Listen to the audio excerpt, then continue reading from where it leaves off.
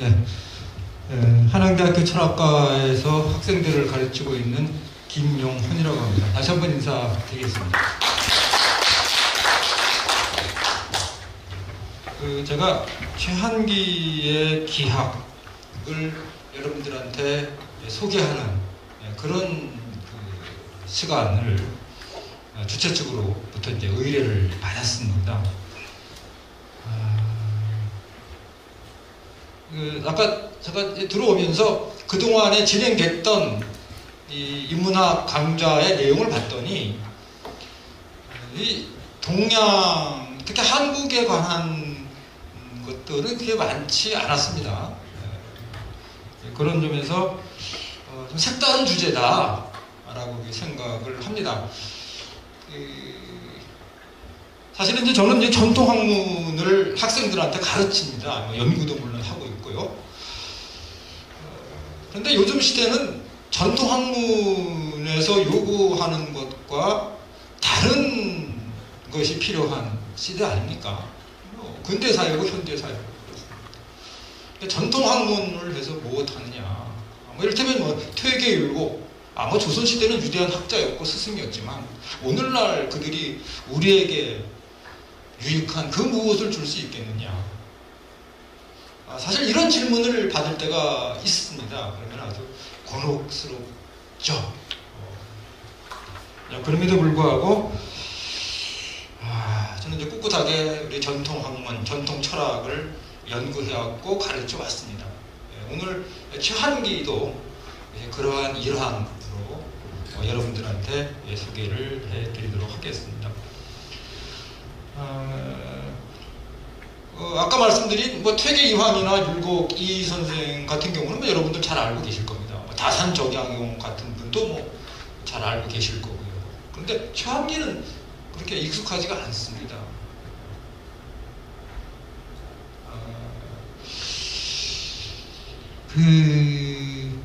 우리나라의 역대 철학자 또는 학자 중에 훌륭한 사람들이 많이 있어요. 국제적으로 명성을 날렸던 분도 있고 아주 독창적인 학문을 한 분도 있고 말이죠. 정말 우리나라 역사에서 위대한 철학자가 누구냐 이렇게 물으면 아마 공통적으로 꼽을 수 있는 분이 불교에서는 원효일 겁니다. 원효. 대단한 분입니다. 그다음에 진우를 꼽을 겁니다. 보조국사 진우를 꼽을 겁니다. 유학 쪽에서는 당연히 퇴계율곡 꼽아야 되겠죠? 그리고 시락으로 내려오면 다산 정약용을 꼽아야겠죠. 그 다음에 한 사람 꼽으라면 최한기를 꼽을 수밖에 없을 겁니다. 특히 퇴계율곡하고 이 최한기하고 비교를 해보면 다산하고도 마찬가지입니다. 비교를 해보면 어떤 강점이 있느냐면 나중에 다시 해야 할 얘기인데 미리 이렇게 하게 됩니다. 이런 거예요. 퇴계 이황의 시대는 우리나라를 주자학의 나라로 만들겠다라는 어떤 사회적 공감대가 있었던 시대입니다. 그러니까 고려시대 때는 뭐가 지배했어요? 불교가 지배하지 않았습니까? 그런데 불교 이념으로 통치를 해봤더니 많은 문제들이 발생하더라. 그래서 이성계, 정도전 이런 사람들이 혁명을 한 거 아닙니까? 이제 불교 가지고 안 된다는 얘기예요. 그러니까 불교가 나쁘다는 얘기가 아닙니다. 그 시대 때 불교의 한계가 보였다 이런 얘기입니다. 그러면 혁명을 통해서 새로운 왕조를 열었어요. 조선 왕조가 시작됐습니다. 그럼 조선 왕조는 어떤 이념을 가지고 통치를 할 거냐? 주자학이다라는 겁니다. 그러니까 조선시대 때의 사람들은 기본적으로 조선은 주자학의 나라다 라는 보이지 않은 합의가 있었다. 보이지 않은 것이 아니라 그냥 그런 합의가 있었어요. 그런데 하나의 이념이 종교도 마찬가지입니다만 그것이 정착되는 것은 쉽지가 않아요. 조선 초에 봐도 하루아침에 고려에서 조선으로 넘어갔다고 해서 불교에서 유교로, 주작으로 바뀌느냐? 그렇지가 않습니다. 조금씩 바뀝니다. 이게 어느 정도 완만한 줄 아세요, 여러분들? 자, 우리가 이제 유교 또는 뭐 주작하면 많이 거론하고 있는 부정적 측면이 있어요. 남성 중심주의, 그죠? 가부장적인 남성 중심주의. 이거 오늘날 그래서 많이 비판받고 있습니다. 그런데 퇴계 선생이 전형적인 주자학자 아닙니까? 우리나라 주자학을 뭐 완성했다라고 말할 수 있는 분이 이 퇴계 선생 아닙니까? 그런데 퇴계 선생이 처가적 재산을 물려받지 않습니까? 예. 장가를 잘 갔어요, 그 시대에. 그 퇴계 선생이 아주 가난했는데 결혼을 2번 했습니다. 일찍 첫째 부인이 죽고 20대 초반에 세상을 떠납니다. 그래서 2번 결혼을 하는데 2번 다 장가를 잘 갔어요. 그리고 나서 부자가 됐어요. 처가적 재산을 물려받아요. 근데 이게 우리가 생각하는 주자하고는 안 맞아요. 당연히 재산은 누구한테 가는 겁니까? 아들한테 가고, 아들 중에서 누구한테 가야 되죠? 장자한테 가죠. 그런데 퇴계시대 때는 그렇지 않습니다. 재산을 똑같이 상속을 해요. 남자나 여자나, 첫째나 둘째나 셋째나 똑같습니다. 심지어는 결혼한 딸한테도 똑같이 재산을 나눠줍니다.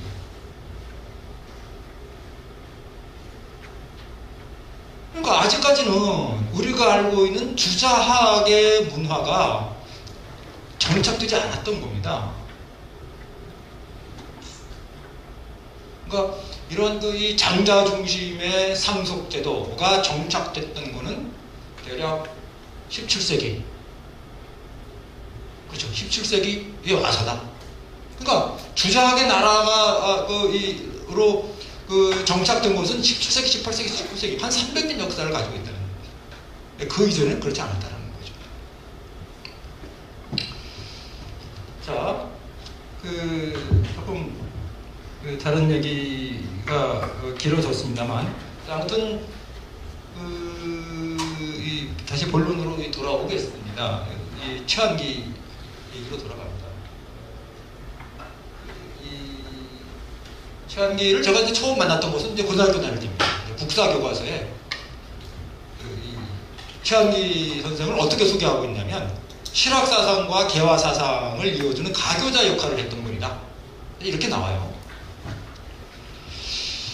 그런데 이제 그 어린 마음에 내가 이제 관심을 가졌던 것은 뭐냐면 천여 권의 저술을 남겼다는 거예요. 한번 여러분 생각해 보세요. 한 사람이 1000권의 책을 썼다. 놀라울 지경입니다. 야, 어떻게 1000권이나 되는 책을 썼을까? 물론 그 당시에는 몰랐지만 나중에 보니까 그 권의 개념이 오늘날 우리 책 한 권, 2권 할 때하고 개념하고 조금 달라요. 아무튼 어마어마하게 많은 책을 썼다. 그런데 이 최한기가 몰락 양반층이다. 그래서 나와요. 재산이 많지 않은 거죠. 더더욱이 그 책들이 출판되지 않아서 여기저기 흩어져 갖고 지금은 도대체 그 책들이 어디에 있는지조차도 알 수가 없다. 이런 식으로 나옵니다. 그 당시에 고등학교 1학년이나 2학년 됐을 텐데, 이야, 이거 참 대단한 학자인데 몰락 양반층에다가 더군다나 그 많은 책들이 다 사라지고 일부밖에 남지 않았다. 대단히 안타까웠던 거죠. 그래서 야, 내가 언젠가 이 최한기를 한번 공부를 해봐야겠다. 그런 생각을 했던 겁니다. 이제 대학을 철학과로 가고 대학원을 이제 한국 철학을 공부해야겠다라고 결정한 다음에 자연스럽게 석사 논문, 박사 논문을 이제 최한기로 썼습니다. 근데 정말 1000권이라는 책을 썼을까요? 가능합니까 이게? 자, 이게 제가 사실은 이제 이런 얘기를 하는 거는 이게 뭐 최한기 사상의 본질은 아닌데 최한기의 기학으로 들어가면 대단히 어렵고 따분한 얘기들이 많습니다. 그래서 이 도입부에 조금 가볍게 접할 수 있는, 접근할 수 있는 그런 얘기들로 시작을 하겠습니다. 자, 이 최한기가 1000권이나 되는 책을 썼다라는 기록이 최초에 나오는 곳은 어디냐면 이겁니다. 조선도서해제라는 책입니다. 1919년 조선총독부에서 간행한 책입니다.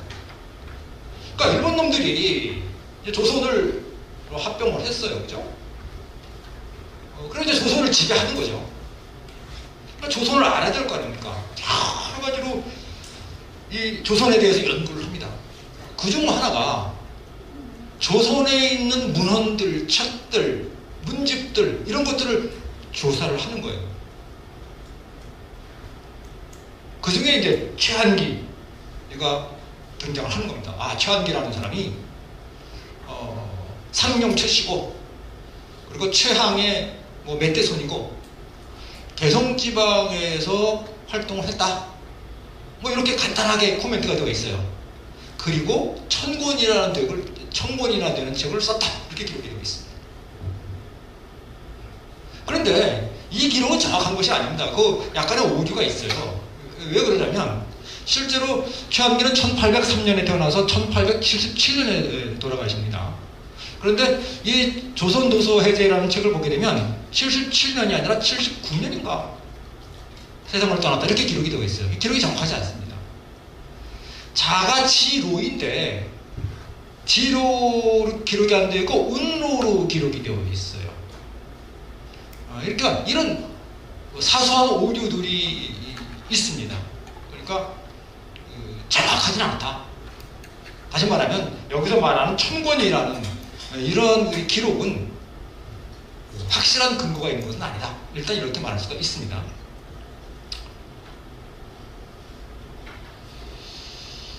그 다음에 이제 일제시대 때에 이제 문일평이라는 분이 있습니다. 그 언론인이면서 역사 연구가입니다. 이분이 일제시대 때에 그 대동여지도를 만든 김종호 선생을 소개하는 글을 썼어요. 아주 짤막한 글인데, 김종호가 이러이러한 사람이다. 대동여지도를 만들었다. 이런 거를 쓰면서 최한기를 언급을 합니다. 뭐라고 언급을 하냐면, 김종호의 마음의 벗이 최한기다. 그런데 최한기는 300여 책의, 그때 책이란 말을 썼어요. 300책의 책을 썼다. 그런 대단한 학자인데 김종호의 유일한 벗이다. 이렇게 기록을 하고 있습니다. 1000권에서 300책으로 이렇게 살짝 바뀌긴 했지만 어쨌든 최한기가 어마어마한 저술을 한 뛰어난 학자였다라는 것을 이 문일평 선생도 인정을 하고 있습니다. 그 다음에 여기에는 제가 기록을 하지 않았습니다만 구자균 선생이라고 있습니다. 그 국문학을 연구하는 분인데 그분이 조선평민문학사인가요? 그런 책을 썼어요. 그게 해방 이후에 간행이 됩니다. 1940년대, 정확한 연대는 제가 잃어버렸는데 1948년도 이쯤에 간행이 되는데 아주 그 뛰어난 업적이다. 우리나라 국문학사에서 뛰어난 업적으로 평가되는 그런 책을 썼습니다. 그런데 사실 이제 이 책은 이 구자균 선생이 그 경성제국대학을 나왔는데 그 졸업할 때 졸업 논문으로 제출을 한 겁니다. 그게 1930년대인데 그걸 나중에 이제 보완을 해서 책으로 냈던 거죠. 근데 거기에 보면 최한기를 어떻게 소개하고 있냐면 아주 짤막하게 소개를 하고 있습니다. 시인입니다. 시인으로 소개하고 있어요.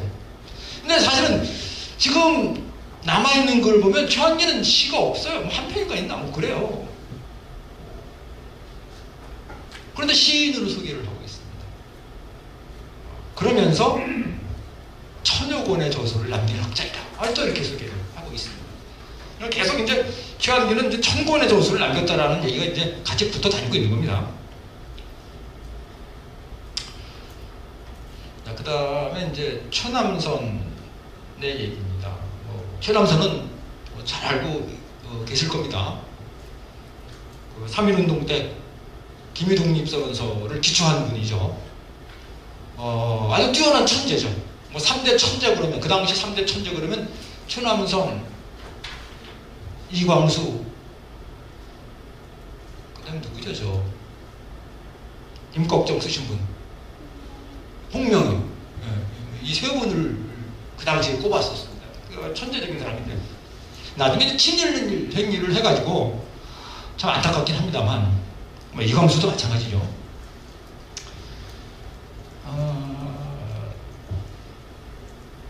이 최남선이 대단한데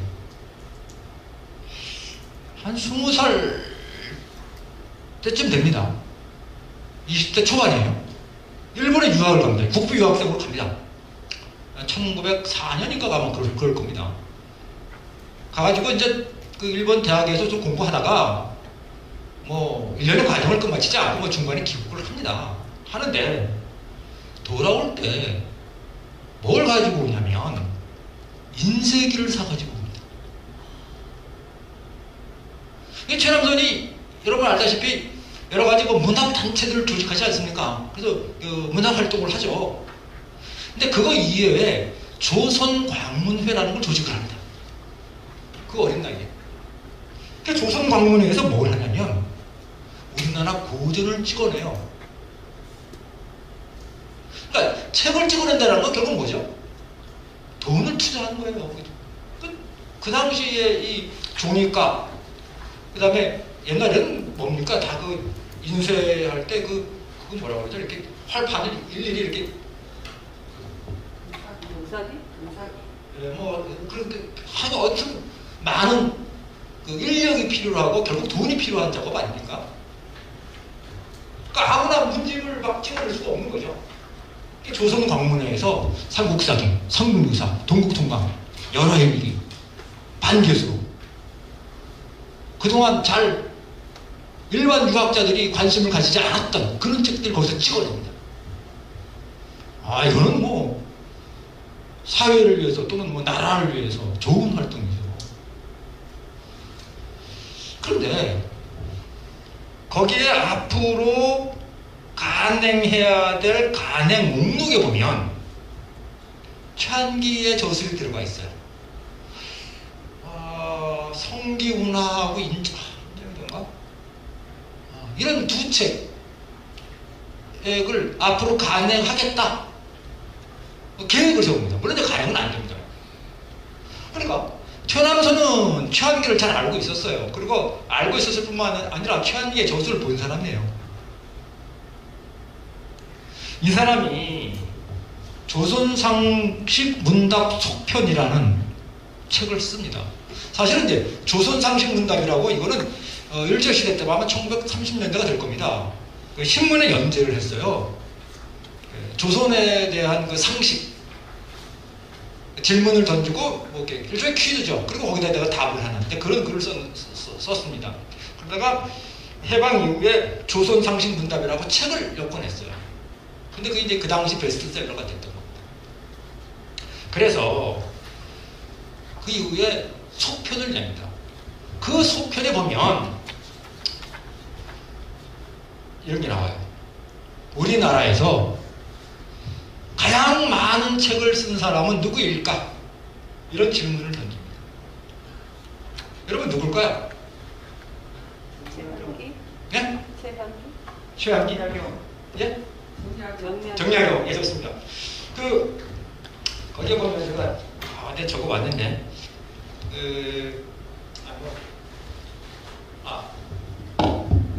제가 확인을 해볼까요? 어디까지를 확인을 해보겠습니다.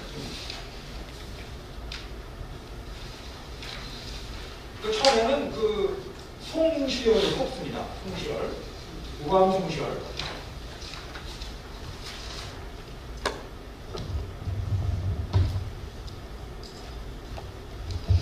송시열의 송자대전이 215권이래요. 215권. 대단히 많죠? 그 다음에 또 의외의 한 사람이 등장합니다. 정조. 정조는 대단한 학자입니다. 정조는 그 당시 A급 학자들을 가르쳤어요. 정약용이 젊은 시절에 밑에 가서 배워요. 정약용처럼 그 뛰어난 학자도. 정조의 홍제전서가 184권, 서명웅의 보만제 총서가 수백 권, 정약용의 여의당 전서가 500권. 이건 이제 500권이라고 한 거는 정약용이 스스로 한 말입니다. 그 자찬묘지문인 거 어디에 나옵니다. 내가 한 500권 정도의 책을 썼다 이렇게 나옵니다. 성혜웅의 영경제 전집이 160권이다 이렇게 소개를 한 겁니다. 그러나 가장 많은 책을 쓴 사람은 최한기다. 최한기의 명랑누집이 1000여 권이 된다. 이렇게 그 속에 나옵니다. 그러니까 이게 1946년도가에 나온 1947년에 간행됐는데 조선상습 문답 속편이, 그러니까 1919년에 그 일본 사람들이 만든 책에 1000여 권이라는 그런 신화가 만들어졌고 1947년에 최남선에 의해서 다시 한번 그것이 재확인됐던 거죠. 그러니까 이 최한기라는 사람은 1000권이나 되는 엄청난 책을 쓴 사람이라는 신화가 굳혀지게 된 겁니다. 자, 그러면 정확하게 몇 권을 썼을까? 몇 권쯤 쓴 것 같습니까? 나중에, 그러니까 불과 한 20년 전입니다. 그 자료가 하나가 발굴이 됩니다. 그 아들이 쓴 최병대인데, 최병대가 쓴 아버지의 묘지면입니다. 그러니까 옛날에는 왜 묘 무덤 앞에 비를 세우지 않습니까? 거기다가 이제 그 사람에 대한 간단한 양력을 쓰죠. 일생을 기록을 합니다. 그걸 이제 보통 묘갈명 이렇게 얘기를 합니다. 그 다음에 땅 속에다 묻는 거 있죠. 땅 속에다 이렇게 글을 새겨갖고 납작한 돌에다가 글을 새겨갖고 땅 속에 묻습니다. 그걸 이제 묘지문 이렇게 얘기를 합니다. 그러니까 그 묘지문에 들어갈 글이 발견이 된 겁니다. 아들이 썼어요. 그러니까 아들이 썼으니까 정확하겠죠. 거기에 뭐라고 나왔냐면 수백 권 이렇게 나옵니다. 정확하게 몇 권이다 이렇게 나오진 않고 그냥 수백 권 이렇게 나옵니다. 오늘날 그 최한기의 저술이라고 하는 책 제목들이 쭉 있어요. 그 다음에 실제로 남아있는 것도 있고 말이죠. 대략 한 30여 종이 됩니다. 그런데 뭐 이렇게 두꺼운 책도 있고 이렇게 단연 것도 있고 그래서 총 몇 권이 되는지 한 200여 권 정도 좀 못 미치는 정도가 확인이 됩니다. 현재로서는.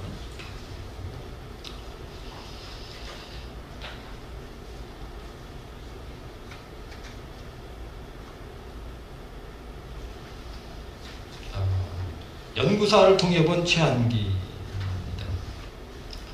자, 아까 일제시대 때 최한기에 대한 언급들이 단편적으로 있었다라는 것을 살펴봤습니다. 그러나 다양한 몇 줄씩이에요. 구체적으로 그게 어떻게 살았는지, 어떤 철학을 가졌는지 이런 것들은 나오질 않습니다. 그러다가 1960년에 북한에서 조선 철학사가 나옵니다. 조선 철학사 사흥입니다. 여기에 최한기라는 사람이 등장을 합니다. 듣도 보지 못한 최한기라는 사람이 여기에 등장을 합니다. 근데 여기에 뭐라고 규정을 하냐면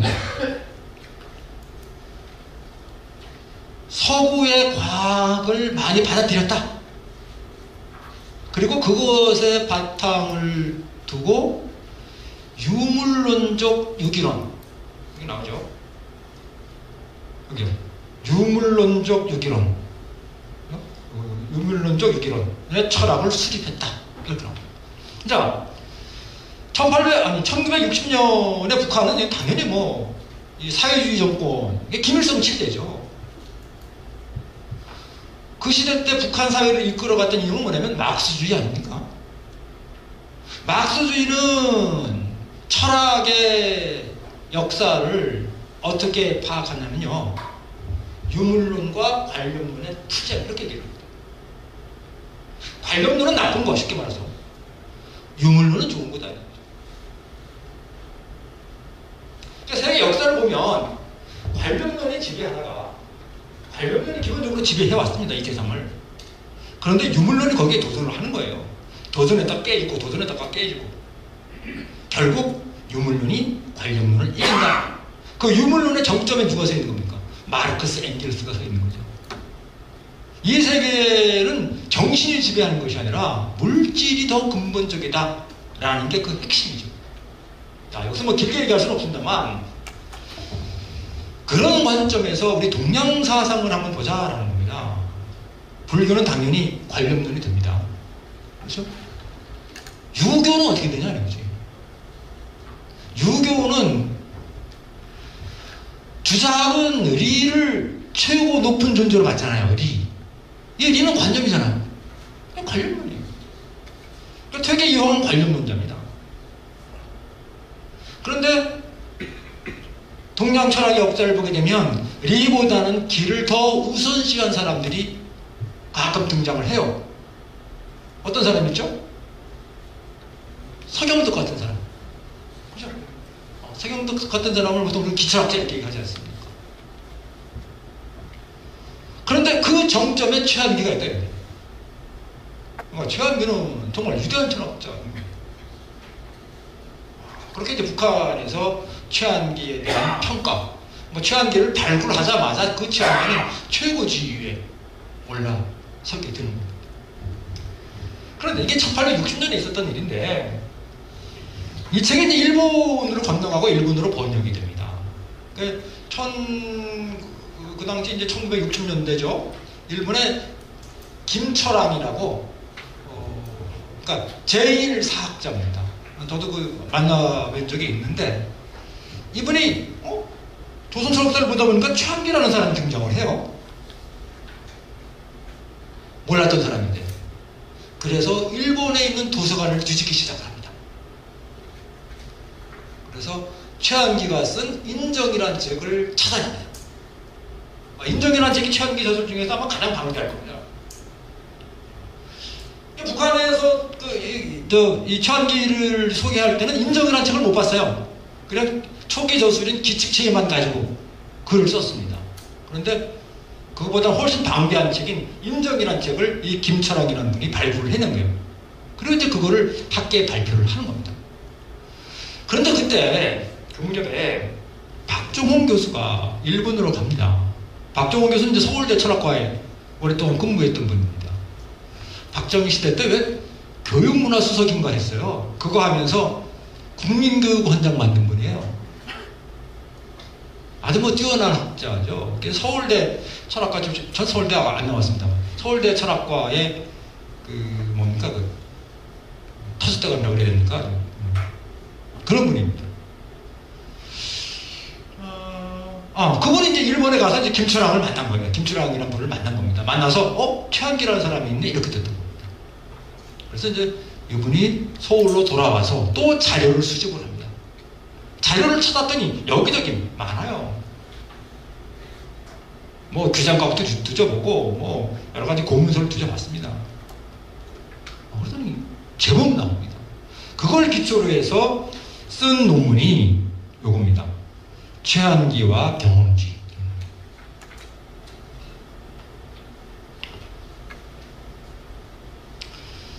자, 이게 뭐냐면 이런 겁니다.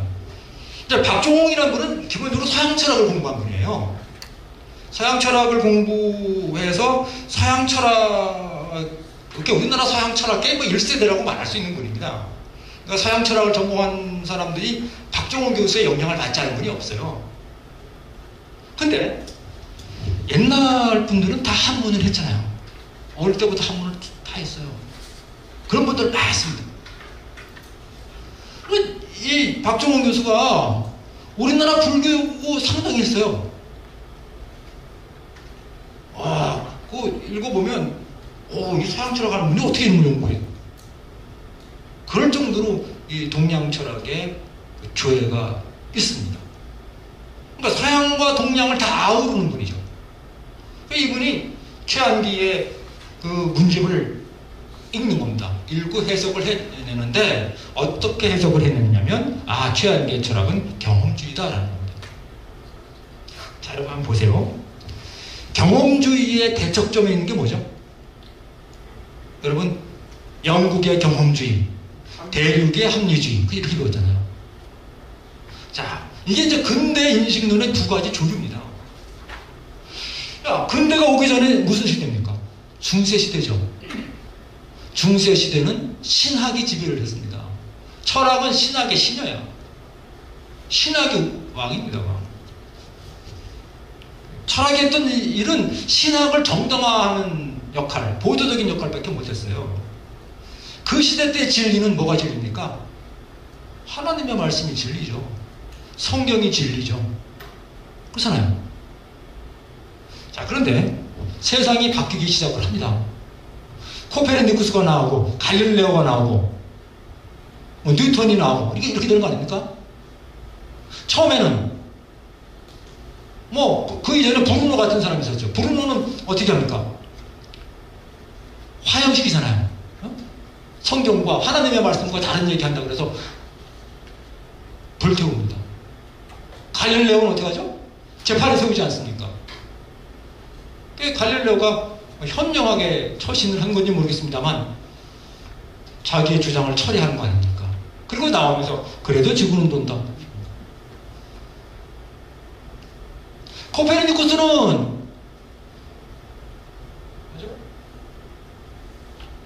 태양이 중심이다 라고 해놓고는 그걸 발표하지 않잖아요. 죽은 다음에 발표한단 말이에요. 그러니까 성경과는 다른 지식체계가 등장하기 시작하고 처음에는 억누를 수 있었지만 더 이상 억누를 수 없는 지경까지 가게 된 거예요. 그러니까 과학자들의 발언권이 세지기 시작하는 거죠. 그러면 이때 철학자들이 했던 역할이 뭘까요? 왜 과학자들의 말이, 왜 갈릴레오나 코페르니쿠스의 주장이 진리인가를 정당화해주는 이론들을 만들어내야 되는 거예요. 그렇죠? 중세시대 철학자들은 하나님의 말씀이 왜 진리인가를 입증하는 데 힘을 기울였다면 이제는 과학자들의 말이 왜 진리인가를 입증하는 데 심혈을 기울이는 거예요. 그래서 등장한 것이 인식론인 겁니다. 한쪽에서는 데카르트 같은 사람은 인간의 이성이 인식하는 것, 그것이 진리다. 이런 거예요. 두 점 간의 최단거리는 뭐죠? 직선. 그렇죠? 우리 어릴 때 학교 다닐 때 선착순 많이 했잖아요. 그죠? 돌아오라고. 빨리 돌아와야 되는데 그러면 직선으로 갔다 직선으로 오잖아요. 운동장 삥 돌아서 오는 사람 없죠? 그거 여러분 어떻게 알았습니까? 두 점 간의 최단거리는 직선이 있다는 사실을 어떻게 알았어요? 경험을 통해서? 데카르트의 얘기는 뭐냐면, 이 합리주의자들의 얘기는 뭐냐면, 인간의 이성이 정상적으로 작동하기만 하면 그것을 깨닫는다. 달리 얘기하면 인간의 이성 안에 두 점 간의 최단거리라는 이런 수학적 진리, 이것이 내장되어 있다는 거예요. 이런 것을 기초로 해서 과학적 명제들을 입증해 나가는 겁니다. 이게 합리론자들입니다. 그런데 똑같은 문제의식에서 출발했지만 영국의 경험주의자들은 다르죠. 이성 안에는 아무것도 없다. 그래서 로크가 하는 말이 뭐죠? 인간의 마음은 백지였다. 백지. 타블라 나서 백지. 아무것도 없습니다. 경험을 통해서 그 백지에 그림이 그려지기 시작하는 거예요. 지식이 쌓여지기 시작하는 겁니다. 그러니까 지식의 출발은 뭐다? 경험이다라는 거죠. 경험하지 않은 것은 우리가 알 수가 없다. 이게 영국의 이 경험주의자들의 얘기입니다. 자, 그 로크가 인간의 마음은, 그러니까 어머니 뱃속에서 태어날 때 인간의 마음은 백지와 같다, 이렇게 얘기를 했어요. 근데 최한기는 뭐라고 얘기했냐면 우물물과 같다 그랬어요. 우물물. 아무것도 없어. 투명해. 거기에 노란 물감을 떨어뜨리면 노란색이 되고, 빨간 물감을 떨어뜨리면 빨간색이 되고, 그러다가 시간이 지나면 이게 흐릿해지고 다시 투명해. 기억이 사라진다는 얘기죠. 어떻게 로크하고 똑같은 얘기를 하고 있습니다. 자, 최한기가 왜 얘기를 했느냐? 이거는 기존의 주자학자들이 뭐라고 얘기를 했습니까? 인간의 마음 안에 모든 것이 다 있다라고 얘기를 했어요. 이거 뭐 주자학자들 뿐만이 아니라 뭐 불교도 마찬가지고. 그러니까 인의예지. 이게 다 마음 안에 있어. 우리가 깨닫지 못하고 있을 뿐이지. 그래서 우리가 타고난 그런 도덕적 본성, 이런 것들을 잘 갈고 닦아서 이거를 실천해야 된다. 이게 이제 주자학의 공부 방법론의 아주 핵심이다라는 겁니다. 물론 이제 주자학의 공부론에 그것만 있는 것은 아닙니다. 뭐 경물치즈라고 해서 사물에 대한 연구 이런 것을 해야 된다라고 얘기를 합니다. 얘기를 좀 해볼까요? 그러니까 이게 주자하고 양명하고 갈라지는 지점을 우리가 한번 봅시다.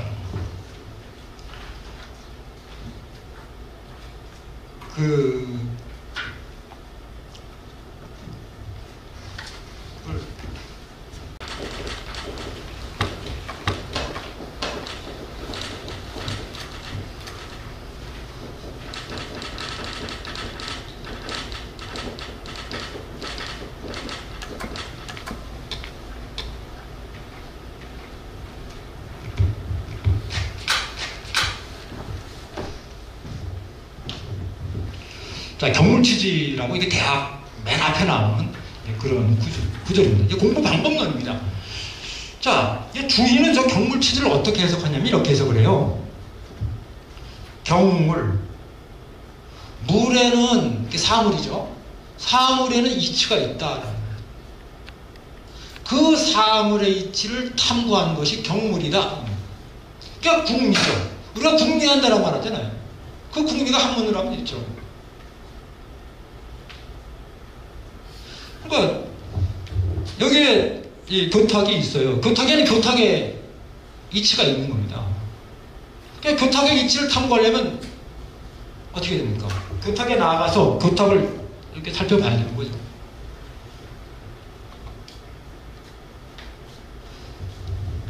여기 대나무가 있어요. 대나무에는 대나무의 이치가 있고 개에는 개의 이치가 있고, 그러니까 개의 이치를, 멍멍이의 이치를 알려면 어떻게 됩니까? 멍멍이한테 다가가서 멍멍이를 살펴봐야 될 거 아닙니까? 이게 경물이라는 거죠. 이게 이제 주의의 해석입니다.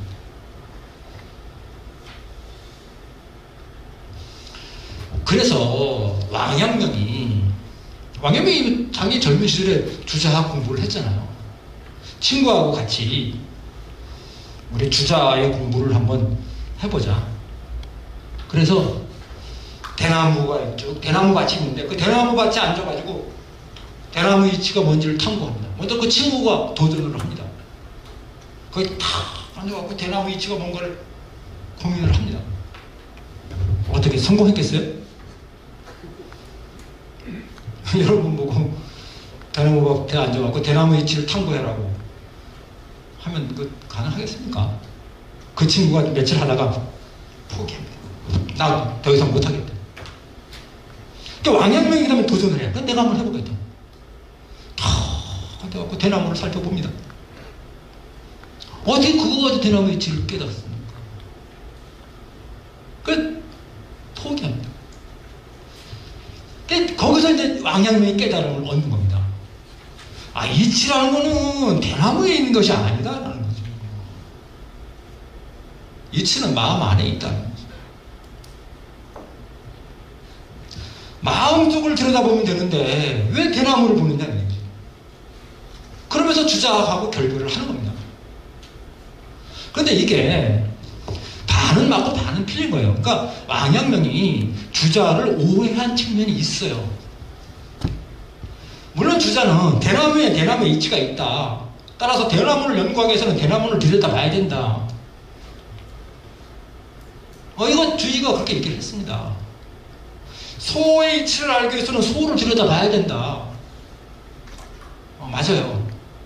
그런데 주의가 거기서 끝난 것은 아니다라는 겁니다. 주의가 뭐라고 얘기를 하냐면, 대학을 해석한 데 쭉 보면 하나의 사물의 이치를 탐구하고 또 하나의 사물의 이치를 탐구하고 뭐 이런 거죠. 대나무의 이치를 탐구하고 강아지의 이치를 탐구하고 소나무의 이치를 탐구하고 뭐 소의 이치를 탐구하고, 이게 공부죠. 하다 보면 어느 날 아침에 뻥 뚫린다고 그랬어요. 화렴관통을 했어요. 온갖 이치를 다 깨닫는다. 그 이치가 어디에 있느냐? 내 마음 안에 있다는 거예요. 그러니까 결국은 이 객관사물에 있는 이치가 곧 내 마음 안에 있다는 거예요. 그러니까 대나무 이치를 탐구하는 것에서 끝나는 것이 아니라 그것은 수단이고 궁극적으로 뭐죠? 내 마음 안에 들어있는 이치. 그것을 깨닫는 것이 주자학 공부의 궁극적인 목적이라는 거예요. 자, 그래서 이일분수라고 얘기를 합니다. 이치는 하나다. 그런데 분수다. 그것이 나누어져서 다양하게 됐어. 그러니까 소나무의 이치, 대나무의 이치, 사과나무의 이치, 벚나무의 이치 다 달라. 다르지만 궁극적으로 하나다.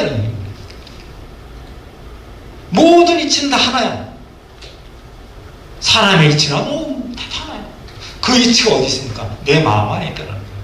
그것을 깨닫는 것이 공부의 궁극적인 목적이다라는 겁니다. 그러니까 주자학이 객관적인 공부, 이를테면 책을 읽고 또는 사물에 나가서 연구하고 하는 이런 공부가 필요하다라고 얘기를 했지만, 그것이 공부의 끝은 아니다라는 거죠. 궁극적으로는 내 마음 안에 있는 하나의 이치, 그게 하늘에서 부여받은 성이지 뭐. 형, 이, 정.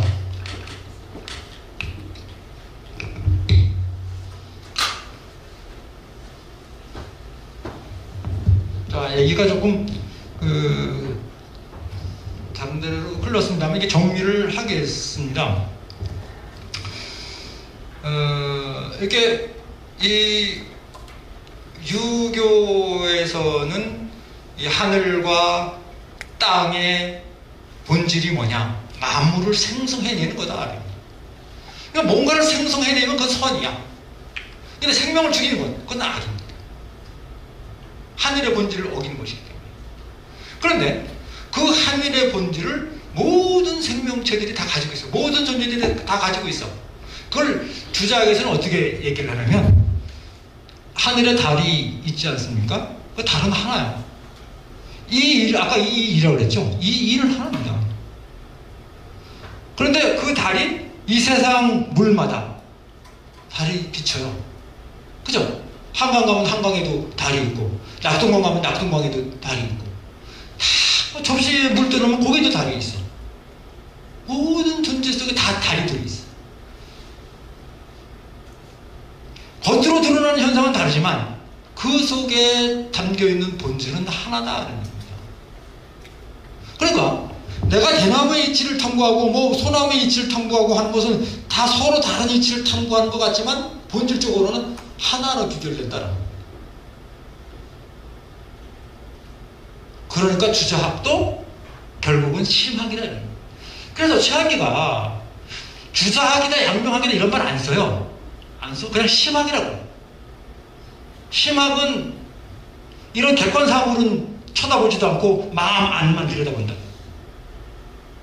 이게 말이 되느냐. 뭐 주자학이나 양명학 할 것 없이 다 똑같아요. 그것뿐만 아니라 기존의 학문이라는 게 다 대체로 그렇다는 거예요. 그러니까 마음만을 아무리 들여다봐도 그것은 아무것도 없다. 그건 음물과 같다. 참된 지식은 경험으로부터 시작된다. 경험하지 않은 것은 알 수가 없다. 그게 경험주의가 되는 겁니다.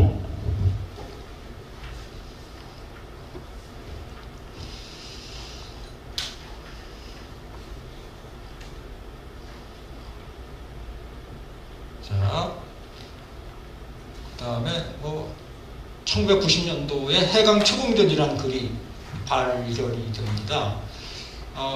이거는 이건창이라는 분이 쓴 건데, 이게 이제 뒤늦게 발견된 것은 왜 그러냐면, 이건창이라는 분도 아주 대단히 훌륭한 분이고, 그런데 이분의 문집이 명미당 집인데, 지금 현재 우리가 보고 있는 그 명미당 집을 보면 이 글이 없어요. 이 글이 없는데, 그 명미당 집을 그러니까 그걸 간행할 때 사람들이 모여서 이렇게 편집했을 거 아닙니까? 그 편집본은 있어요. 편집본은 있는데 최종적으로 간행될 때 빠졌어. 그러니까 왜 빠졌는지는 모르겠어요. 아마 이건창의 그 격에 안 맞는 글이다라고 생각해서 뺐지 않았나 싶어요. 그러니까 최한기라는 사람은 정통학자가 아니잖아요. 정통주사학자가 아니란 말이에요. 그런데 이건창이 그 최한기에 관해서 최한기는 훌륭한 사람이다 라는 글을 썼으니까 이건 이건창의 격을 떨어뜨리는 것이다 라고 해서 그 편집위원회에서 뺐을 가능성이 크다 이렇게 생각이 듭니다. 그 편집위원회는 주로 그 제자들이 로 구성이 되어 있죠. 자, 아주 짤막한 글입니다. 한 서너 페이지쯤 됩니다. 근데 그 글을 보게 되면 여기 이제 많은 정보들이 담겨 있습니다. 그러니까 그 이전까지는 도대체 최한기는 수수께끼예요. 최한기에 관한 책들이 많이 발견이 됐어요. 기특체 인정, 그 기하, 지구전혀, 엄청나게 많은 책들이 발견이 됐는데, 이 책들은 전부 뭡니까? 쉽게 말하면 논문이야. 논문이니까, 최한기가 어떤 사람이고, 어떻게 살고, 이것은 없어요, 그 속에.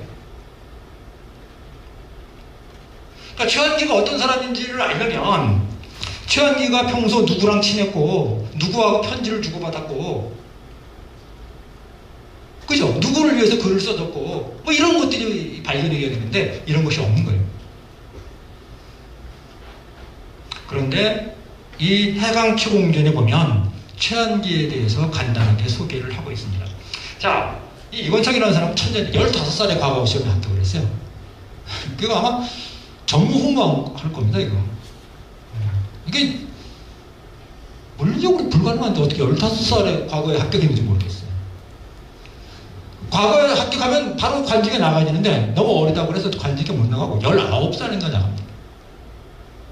홍문관에 나가서 근무를 하는데 그 시기에 최한기의 아들 최명대가 그 이전에 과거 시험에 합격을 해서 관직 생활을 했어요. 이 중앙에서. 그러니까 이 이건창과 최한기의 아들이 10주8구는 만났다. 그러니까 이건창이 최한기에 대한 정보는 충실하게 가지고 있었다. 이렇게 봐야 되죠. 그래서 이 해강초공전을 보면 여러 가지 얘기들이 나오는데 그 중에서 그 남다른 책사랑이라고 그래서 얼마나 이 최한기가 독서광이었는지를 알 수 있는 그런 대목이 나옵니다. 자, 최한기는 어마어마하게 많은 책을 썼지만 그런 책을 쓰기까지는 많은 자료 수집을 했겠죠. 그리고 그 책들이 대부분 어떤 책이냐면 서구 학문을 소개한 책들이에요. 천문학책, 의학책, 수학책, 농학책 이런 것들이에요. 사실 머릿속에서 나올 수 있는 책들이 아닙니다. 이거는. 그런 책들을 읽고 쓴 책들입니다. 그러니까 그 당시에 중국에 이제 우리나라가 이제 이 사신단을 많이 보내지 않습니까? 동지사라든가 성열사라든가 1년에 두세 번씩 중국에 사신단을 보냅니다. 그러면 사신들만 가는 것이 아니라 상인들도 따라가지 않습니까? 가가지고 진귀한 물건들을 사가지고 돌아와서 파는 거죠. 이익을 남기는 거죠. 그 중에 책 장사들이에요. 신간소득이 나왔다 그러면 그걸 사가지고 오는 겁니다. 와가지고 최한기 집에 가서 파는 거야. 최한기는 어마어마하게 큰 거금을 주고 그 책을 삽니다. 그러면 다 읽고 나서 싼 값에 파는 거죠. 그러다가 가난해졌다. 이렇게 나옵니다. 해강채공주는 그렇게 나와요. 가난해져서 서대문 밖으로 나가서 계속 도서관에서 살았는데 제법 젊었을 때 잘 살았어요. 잘 사니까 그런 책을 사볼 수가 있었죠. 그건 또 다른 얘기니까 생략하고. 어쨌든 서대문 바깥으로 나가서 셋집을 살았다 이렇게 나옵니다. 다 말아먹은 거죠. 그러니까 어떤 사람이 하도 딱 하니까 야, 너 왜 이렇게 책에다가 거금을 투자하느냐? 그래서 적당히 해라 이런 얘기죠. 그랬더니 최한기가 하는 얘기가 뭡니까? 책 속에 나오는 인물이 지금 이 시대에 살고 있다면 나는 직접 찾아가서 만났을 것이다. 도시락 싸가지고 그 사람을 찾아가서 만나는 것보다 책을 사서 보는 것이 훨씬 더 싸게 먹히지 않느냐.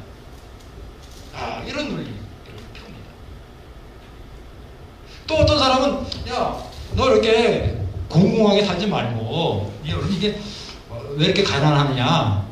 이게 어떤 거냐면 나중에 그 이후에 또 자료가 발굴이 됩니다. 그 자료를 보게 되면 아까 그 셋집에 살았다 그랬잖아요. 그것뿐만 아니라 그 아들이 쓴 가계부가 있어요. 그 가계부가 발견이 되는데 최한기가 쓴 많은 책들 있죠. 그 책들을 전당포에 맡겨. 그게 돈을 빌립니다. 어떤 때는 관복도 갖다 맡겨. 안경도 갖다 맡겨. 그 돈을 빌립니다. 그렇게 가난하게 살았다. 말년에. 그러니까 참 딱하죠. 야, 너 그러지 말고 이렇게 고생하지 말고 너 개성 가면 고향 가면 그래도 땅 마지기라도 있으니까 밥 굽지 않고 살지 않겠느냐 그랬더니 최한기가 뭐라고 그러냐면 책을 구하는 데는 서울만한 곳이 없다. 내가 배 쫄쫄 굽는다고 해서 천박한 삶을 살지는 않겠다. 책을 안 읽는 그런 삶을 살지는 않겠다. 이게 최한기의 논리입니다. 이런 얘기가 그 해강초공전에 나옵니다. 그런데 나중에 발굴된 자료를 봤더니 이게 딱 맞아 떨어져요.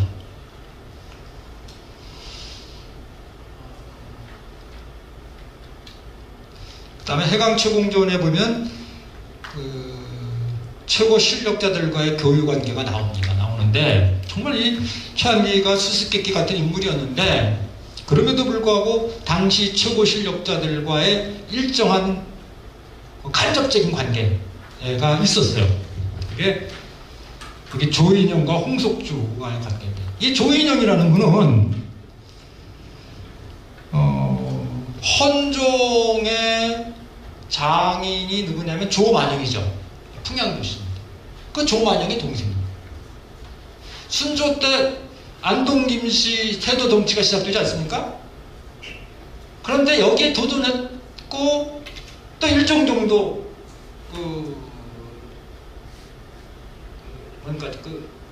권력을 확보했던 집안이 풍양조씨 아닙니까? 그 풍양조씨의 세도 정권을 이끌었던 사람이 바로 이 조인영입니다. 명의정까지 지냈어요. 이 조인영이 최한기한테 제안을 합니다. 최한기가 똑똑했으니까 훌륭한 학자다라는 것을 알았기 때문에 그랬겠죠. 그러니까 최한기는 사마시에 합격했어요. 이건 뭐냐면 세먼이야, 세먼. 대과에는 합격을 못했어요. 대과를 응시했다라는 건 기록도 없습니다. 아마 대과에 응시 안 했을 겁니다. 그러니까 최한기의 공부하고 과거의 시험에서 요구하는 공부하고는 전혀 성격이 다르기 때문에 응시를 안 했을 겁니다. 왜? 너 시골에 가 있으면 재야학자로 인정을 해서 천거를 하겠다 이렇게 제안을 합니다. 그러니까 유일의 선비라고 하는데, 근데 살림이라는 말을 많이 쓰는데 살림. 근데 최한기가 거부를 하죠. 아, 그거는 이름을 도둑질하는 거다. 아, 나는 서울 사는 사람인데 나 같은 사람을 유일의 선비라고 그래서, 살림의 선비라고 그래서 등용을 한다면 그건 이름을 훔치는 거 아니냐, 이런 논리입니다. 그랬더니 그럼 너 과거 시험을 봐라, 뽑아줄게 이렇게 되지. 그것까지는 모르겠습니다. 어쨌든 과거 시험을 봐라 그랬더니 최한기가 아, 나 공부한 지가 오래돼서 과거 시험 볼 수가 없습니다. 거부를 하죠. 자, 그 다음 홍석주입니다. 이 홍석주는 아주 문장가로 유명합니다. 그리고 좌의정까지 지냈던 정치적 거물이기도 합니다. 그 화양동, 여기 송무암 소원이라고 그러는데 화양동 소원이죠. 지금 이제 화양계곡 가면 그 화양소원이라고 있습니다. 송시효를 모신 소원이죠. 그 소원에 뭔가 문제가 있었던 모양입니다. 구체적으로 어떤 문제인지 모르겠는데, 그래서 그쪽에 있는 사람들이 이 홍석주에게 와서 이 문제를 해결해 달라고 요구를 합니다. 요청을 합니다. 그랬더니 이 홍석주가 야, 이 문제는 예의 전문가가 나서서 해결해야 된다. 그러면서 최한기를 추천을 합니다. 이때 최한기가 예의 전문가로 등장을 합니다. 그러면서 사충서원, 당시에는 그 노량진에 있었어요. 여기 서울이 아니죠. 서울 노량진. 그 사육신묘가 있는데 그 사육신묘 근처에 사충소원이라고 있었습니다.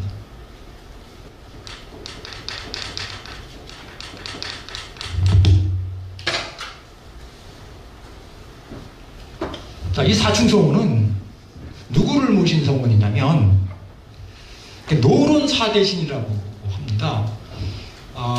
김창직, 이명, 조태채, 이건명 다 전직, 현직 정승들입니다.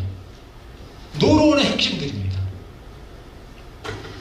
어느 시대냐면 경종 때입니다. 경종의 아버지가 누구죠? 영조, 경종. 어떻게 돼요? 경종의 어머니가 누구예요? 장희빈. 장희빈이죠. 경종을 뒤에서 후원했던 세력이 소론, 그리고 남인이 연대했죠. 소론과 남인. 그리고 영조의 또 다른 아들이 누구냐면 연인군. 나중에 영조가 돼요. 아니죠. 잘못했습니다. 숙종의 아들이 경종이죠. 그죠? 그리고 숙종의 또 다른 아들이 나중에 영조가 되는 연인군이죠. 이 연인군을 지지했던 사람들이 누구냐면 노론대이죠. 자, 이 경종이 어린 나이에 즉위를 했어요. 장이면 어머니는 사약을 마시고 세상을 떠났지만 아들은 꼿꼿하게 임금이 됩니다. 하지만 후사가 없어. 아주 병약한데 후사가 없어. 그러니까 노론 측에서는 그것을 빌미로 삼아서 연인군을 세제로 앉히려고 하는 거죠. 그래서 그게 성공을 하는 겁니다. 근데 한 걸음 더 나가서 그 경종한테 어느 날 밤에 이 노론 사대신이 찾아가서 제안을 하는 겁니다. 전하, 몸도 약하신데 일선에서 후퇴하십시오. 연인군한테, 동생한테 정치를 맡기십시오. 그랬더니 경종이 그래, 그렇게 하자. 그 다음날 아침에 이 천지개벽이죠. 하룻밤 사이에 왕의 실권이 동생한테, 연인군한테 넘어갔으니까 소론들이 또는 남인들이 들고 일어나는 겁니다. 이거는 용무다, 반역이다. 그렇지 않겠어요?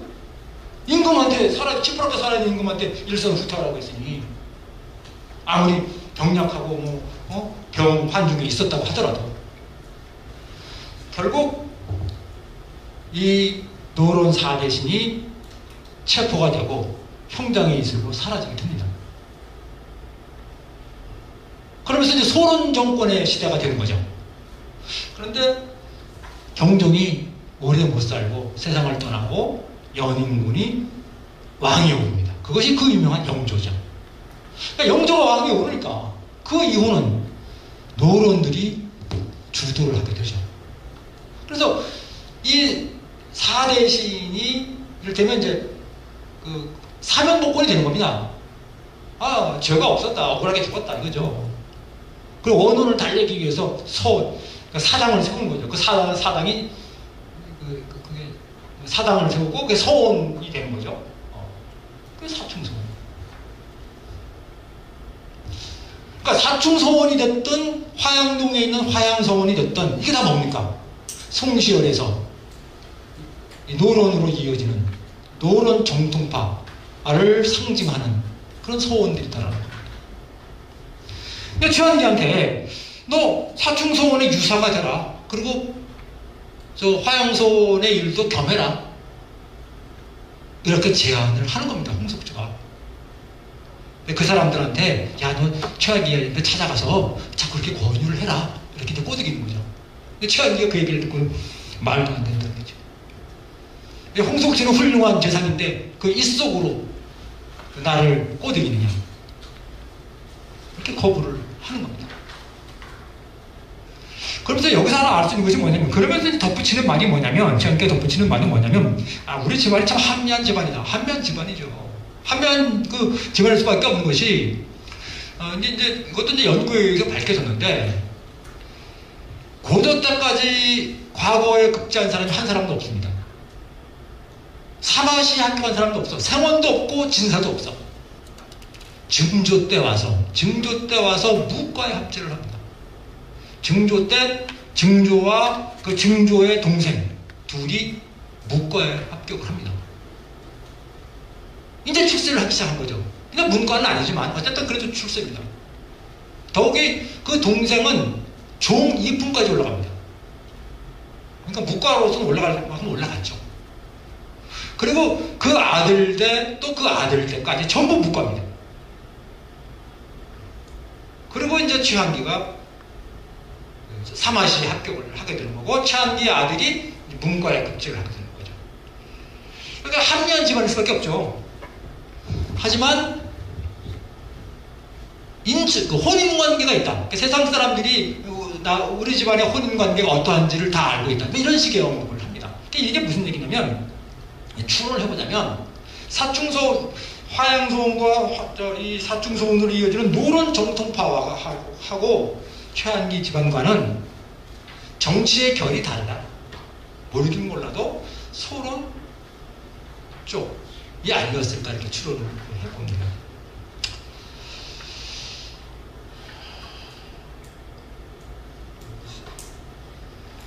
말년의 행적에 대해서 얘기를 해보겠습니다. 또 이 해강초 공전에는 또 이런 기록들이 나옵니다. 정말 이 짤막한 글에 많은 정보가 담겨 있는데, 신미양요가 일어났습니다. 1871년입니까? 근데 그 이전에 대동강에서 셔먼호를 불태웠죠. 우리 관민들이 합동해서 우리 쪽의 요구에 응하지 않는 이 미국의 배를 불태웠습니다. 그걸 부실로 해가지고 1871년에 미군들이 강화도 쪽으로 진격을 해 침공을 한 거죠. 이때 강화 유수가 누구냐? 정기원이. 미군들이 미국 군대가 들어오니까 정기원을 급파를 했죠. 그래서 정기원이 어느 날 보니까 이 미군들이 일부가 이제 배에 있다가 이렇게 이제 상륙을 해가지고 모래를 퍼가는 장면이 포착이 됐어요. 아, 왜 모래를 퍼갈까?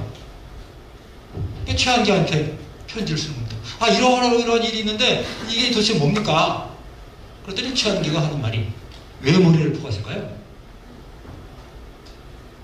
그것은 식수가 떨어져서 바닷물을 걸러 마시기 위해서 모래를 가져간 것이다. 조만간에 철수를 할 것이다. 이렇게 보냅니다. 그리고 얼마 뒤에 이제 물러갔죠. 이런 기록이 거기에 나옵니다. 그러면서 또 어떤 얘기가 나오냐면 그때 이 정기원이 이런 거를 본부에, 중앙정부에 보고를 합니다. 이게 누구냐면 대원군이에요. 대원군한테 보고를 합니다. 나중에 보니까 이제 대원군이라는 게 밝혀졌어요. 최한기가 이렇게 훌륭한 사람인데 이 사람을 공식적으로 우리 국가에서 초청을 해서 그러니까 자문위원으로 초청을 하자 이렇게 제안을 합니다. 그랬더니 흥성대원군이 오케이 좋다. 내 이름으로 초청을 해라. 이렇게. 물론 이제 최한기가 받아들이질 않습니다. 난 뭐 나이가 많고 그리고 내가 전략, 군사 전략에 관해서는 내가 잘 모른다. 다만 도울 일이 있으면 내가 집에 있으면서 도와주겠다. 뭐 이런 답변의 편지를 보냅니다.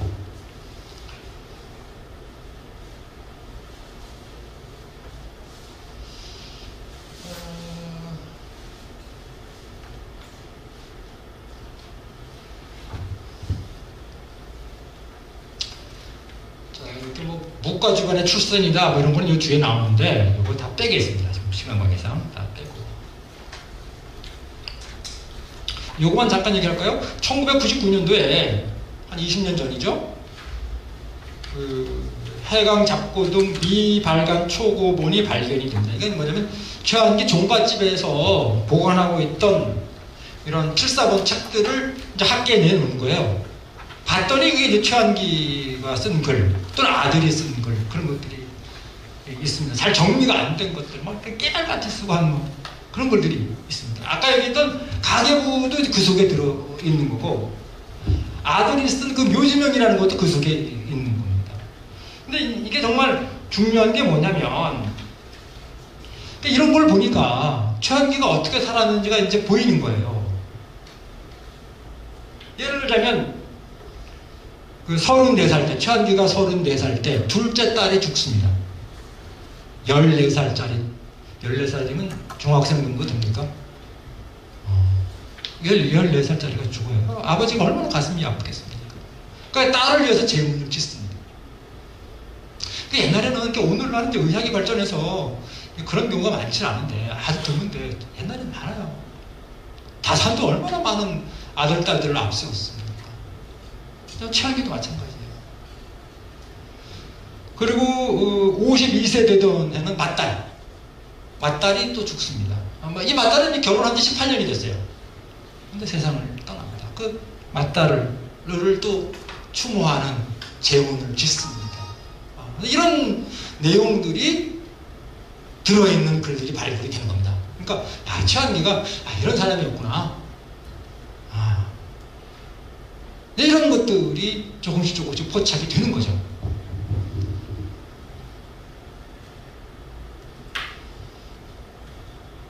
그래서 1874년에서 1876년 약 3년 사이에 13차례에 걸쳐서 책들을 전당포에 잡혔었다라는 그 가계부가 발견이 됐어요.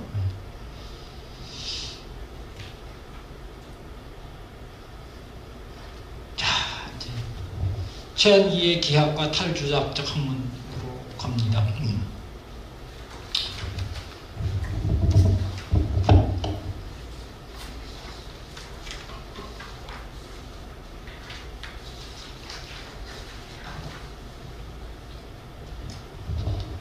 최한기가 55세 때 기학이라는 책을 씁니다. 그러니까 기학이라는 것은 최한기의 학문을 기학이라고 하죠. 동시에 기학은 최한기 저서의 제목이기도 합니다. 그러니까 최한기 학문을 기학이라고 한 것은 최한기 스스로 그랬어요. 자신의 학문을 기학 그렇게 칭했습니다. 그래서 뭐 오늘날 뭐 기철학 뭐 이런 말도 쓰는데 최한기가 기하학이라 그랬으니까 그냥 기하학으로 부르는 것이 괜찮습니다. 그런 생각입니다. 자, 최한기가 55세 때 기하학이라는 책을 씁니다. 근데 사실은 이미 34세 때 기측체이라는 책을 써요.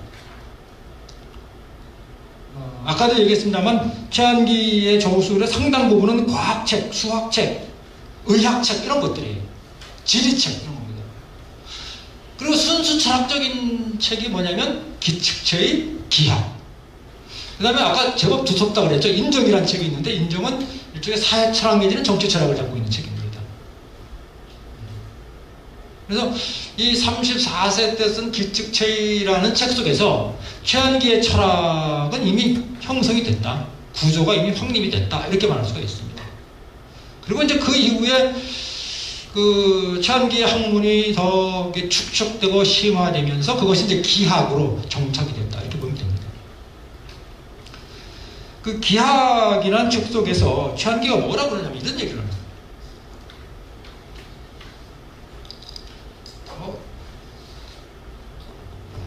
나는 기하학을 창시하여 세상의 병통을 고치고자 한다. 그러니까 그냥 쓴 게 아닙니다. 대단한 어떤 목적의식을 가지고 쓴 겁니다. 저도 뭐 책을 몇 권 쓰긴 했습니다만 이런 거시적인 목적을 가지고 책을 쓰진 않죠. 그냥 뭐 부분적으로 몰랐던 사실을 뭐 한두 가지 세상에 알리겠다. 뭐 그런 도움만 되면 좋겠다. 뭐 이런 아주 소박한 생각을 가지고 책을 씁니다만 최한기는 나는 기하학을 창시하여 세상의 병통을 고치고자 한다. 세상이 다 병들었다는 얘기입니다. 또 이런 얘기를 합니다. 기하학으로 천하의 견문을 크게 뒤흔들어 눈과 귀를 새롭게 하고 눈과 귀를 새롭게 하고 그러니까 기존의 눈과 귀 기존에 보았던 것, 기존에 들었던 것, 이 세상 사람들이 천하라는 말을 썼으니까 이건 다 엉터리다 이런 거예요. 천하의 학문을 통일하여 구습을 씻어버린다. 이런 말을 했어요. 그러니까 기존에 온갖 학문들이 있는데 온갖 철학과 사상들이 있는데 이건 다 엉터리다. 이거를 싹 쓸어버리고 기하학으로 통일하고자 한다. 이런 목적의식이 최한기에게 있었다라는 근데 이게 만만한 사람이 아니죠. 자, 이제 이 최한기의 기하학을 설명해야 되는데 교수님 잠깐 물 한 잔 마시고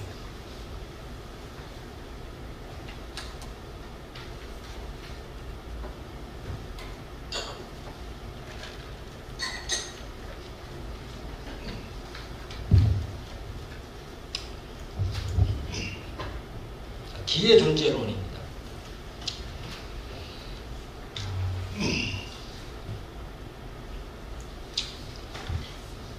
제가 이거 그냥 한 달락만 살짝 가져왔어요.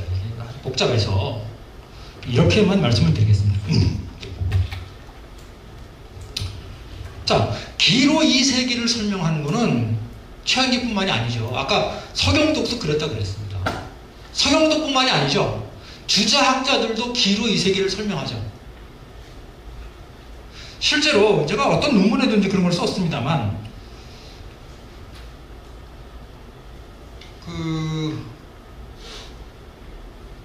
한원진, 홍대영, 서경덕 또 누구일 것 같더라. 자, 이런 사람의 글을 쭉 뽑아서 짤막하게 뽑아놨어요. 그래놓고 이게 누구의 글이냐 구분할 수가 없어. 다 똑같아.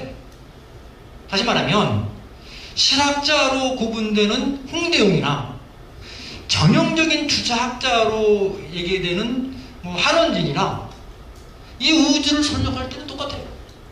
이 우주에는 기로 가득 차있다. 뭐 이런 얘기예요. 그 주자학자나 주희나 최한기나 똑같은 얘기를 하거든요.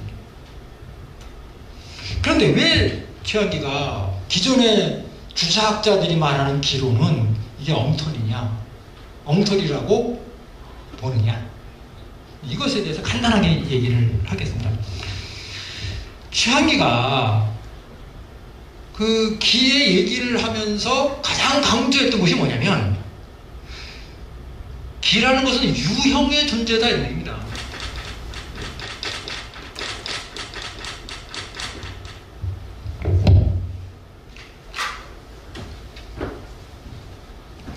기는 형체가 있다, 형질이 있다, 다시 말하면 물질적 내용이 있다 이런 얘기입니다.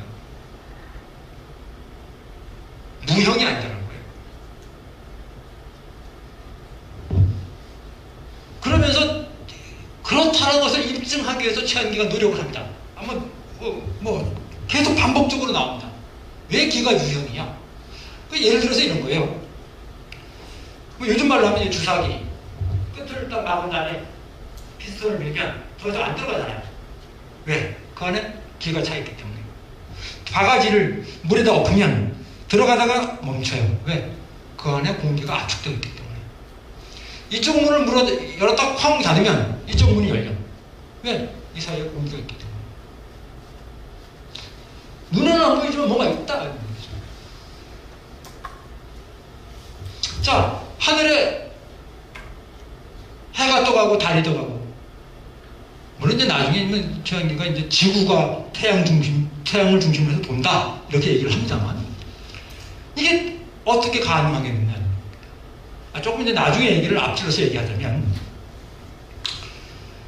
그 1850년대에 윌리엄 허셜이라는 사람이 영국의 천문학자인데 아주 유명한 천문학자입니다. Outlines of Astronomy, 우리말로 하면 천문학 개론, 천문학 입문, 이런 제목의 책을 씁니다. 1850년대에 나왔어요. 당시 서양 천문학의 최신 성과를 망라한 책입니다. 당연히 천체 운행을 뉴턴의 역학에 근거해서 설명하는 책입니다. 그러니까 힘으로 설명하는 거죠. 만류 인력으로 우주 천체 운행을 설명하는 거죠.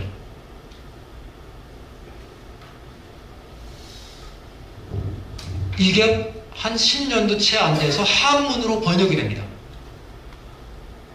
당천이라는 제목으로. 그리고 몇 년 지나지 않아서 최한기가 그 책을 보고 성기운하라는 책을 씁니다. 그런데 최한기 입장에서 보게 되면, 자, 여기 지구가 여기 달이 있습니다. 여기 뭐 일정 화성이 있고 금성이 있어요. 이 중간에 아무 연결이 안 돼 있어. 그런데 서로 힘이 작용해서 영향을 미칩니다. 이제 이걸 뭐라 그러는데, 그 천문학에서 그 섭동이라고 그러는데, 그 뭐라고 하더라? 영어로 뭐 포토메이션인가 뭐 그렇습니다. 그 섭동이라고 그러는 게 뭐냐면, 이게 뉴턴의 이론에 근거해서 이게 이 천체 운행을 계산할 거 아닙니까? 그러면 이렇게 가야 돼. 일정한 어떤 속도로 이렇게 가야 돼. 몇 월 며칠 몇 시에 그 천체가 여기 와야 되는데, 실제로 보면 여기 안 와 있어. 이만큼 위치가 달라. 왜? 다른 천체의 영향을 받는 거예요. 이걸 섭동이라고 합니다. 서로 간섭하면서 움직인다는 거예요. 서로 인력이 작용하는 거예요. 이걸 섭동이라고 하는데, 최한기가 봤을 땐 이게 이해가 안 가죠. 사실 이건 서양 천문학자도 마찬가지입니다. 서양 천문학자도 뉴턴이 그거를 이렇게 힘이라는 개념을 도입해서 설명을 하는데, 사실은 왜 그런지는 모르는 거예요. 힘이라는 개념을 동원해서 설명을 했더니 맞아 떨어지더라 이거죠. 뉴턴도 더 이상 설명하지 않은 거예요. 그러니까 최한기로서는 이해할 수가 없는 거죠. 그러니까 최한기는 기로 설명하는 거예요. 지구주위에 기가 둘러싸여 있다. 금성주위에도 기가 둘러싸여 있다. 그 기는 끊임없이 회전한다. 그걸 기윤이라고 합니다. 기의 바퀴라고 합니다. 그래, 금성의 기륜이 회전하고 지구의 기준이 훼손하고, 그러니까 지구의 기준과 금성의 기준이 마찰을 일으켜요. 그래서 서로 영향을 주고받는 거예요. 이런 식으로 설명을 합니다. 자, 그러니까 서구 근대과학을 받아들이면서도 제대로 받아들이는 건 아니죠. 그죠? 그러니까 과학사 측면에서 보게 되면 최한기는 서구 근대과학을, 근대천문학을 왜곡시킨 거예요. 그렇잖아요. 제대로 이해 못한 겁니다. 정근대적인 기론에 빠져서 헤어나지 못했다, 이런 평가를 받을 수밖에 없습니다. 그런데 철학의 측면에서는 다르죠.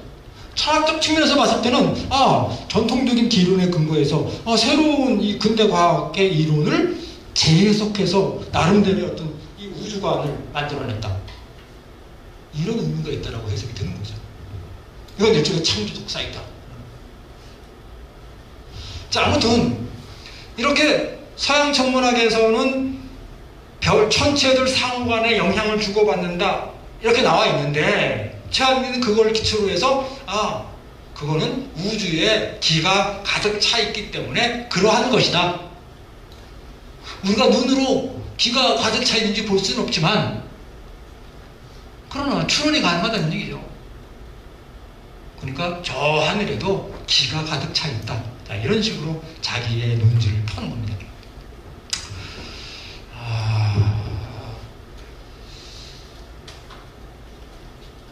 그런데 주자학자들은, 또는 주자학자부터 얘기하겠습니다. 자, 이 세계는 기로 가득 차 있고 또 기가 이렇게 모여서, 이걸 이제 질이라는 말을 써요.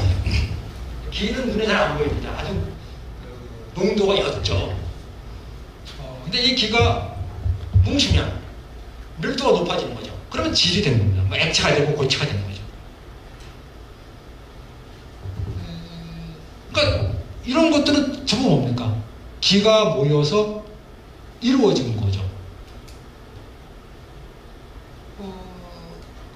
이 세계는 기가 모여서 이루어진 질, 이걸 이제 형체가 있다 그래서 형질 이렇게 얘기합니다.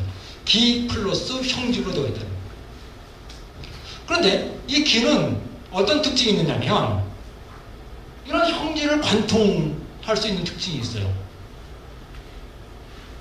자, 인간의 몸은, 인간의 육체는 기가 모여서 된 거죠. 피, 살, 뼈, 머리카락 전부 뭡니까? 기가 모여서 이루어진 하나의 형질입니다. 뭉뚱합니다. 그런데 거기서 끝나는 것이 아니라 이 속에는 기가 흐르고 있어. 또 그게 이 세상 사물들이다 라는 겁니다. 그런데 이 기의 움직임이라는 것은 무질서한 것이 아니라 나름대로 일정한 패턴이 있다, 일정한 질서가 있다라는 거죠. 그걸 리라고 한다.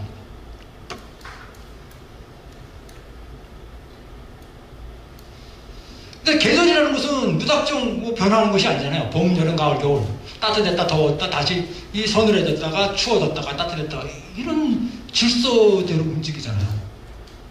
그 계절의 변화 속에서 발견되는 일정한 패턴, 그것이 계절의 이치다, 이런 얘기입니다. 그러면 그 계절의 이치를 알려면 뭘 봐야 됩니까? 계절을 봐야 되죠. 계절의 변화를 보고 계절의 이치가 이것이다, 이렇게 파악하는 거죠. 그런데 최한기가 보기에는 주자학이 그렇지 않았다라는 겁니다. 사실 그렇지 않은 면이 있어요. 주자는 그 리를, 당연히 주자도 이 사물 속에 대나무에는 대나무 리가 있다, 소나무에는 소나무 리가 있다, 라고 얘기하지 않았어요?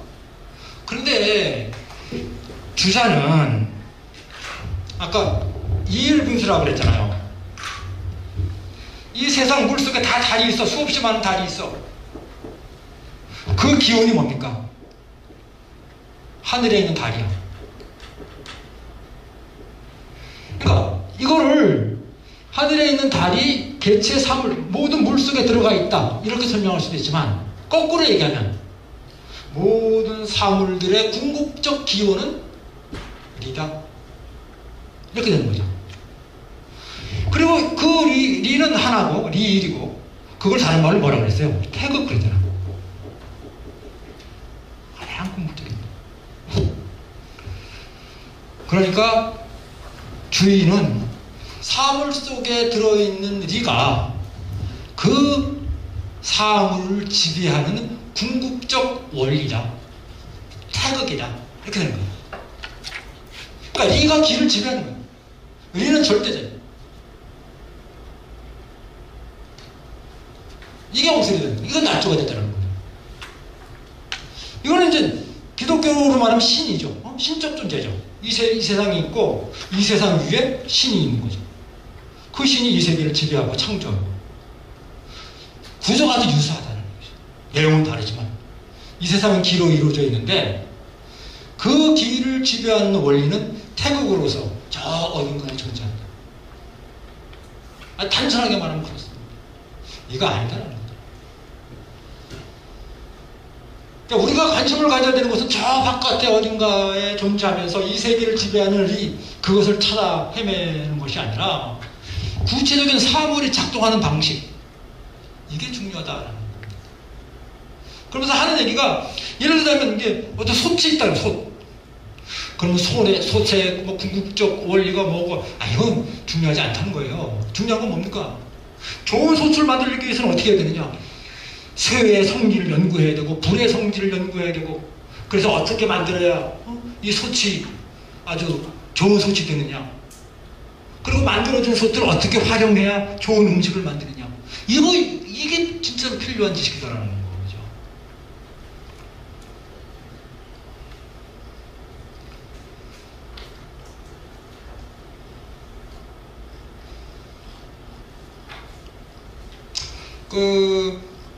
서양 과학기술을 적극적으로 수용했습니다. 그래서 이 뉴턴의 만리인력의 법칙 이런 것도 인지를 했고 수용을 했고 태양 중심설도 수용을 했고 다 우리나라 사람 중에 다 최초라고 말할 수 있습니다. 의학에 관해서 조금 얘기를 해볼까요? 의학에 관한 것도 있는데 이것에 대해서도 할 얘기가 많은데요.